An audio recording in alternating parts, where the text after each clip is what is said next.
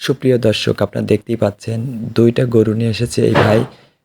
কোনোটার চেয়ে কোনোটা কম না, দেখতেই পাচ্ছেন। একটা হাঁটিয়ে দেখতেছি, মাশাআল্লাহ খুবই সুন্দর। এর সাথে আরেকটা জোড়া আছে, আমি কিছুক্ষণ পর আপনাদের দেখিয়ে দেব। এটাও দরদাম করেছি, ওইভাবে দরদাম মেলেনি। এবার তারপরেও এটা অতটা ভালো লাগতেছিল না।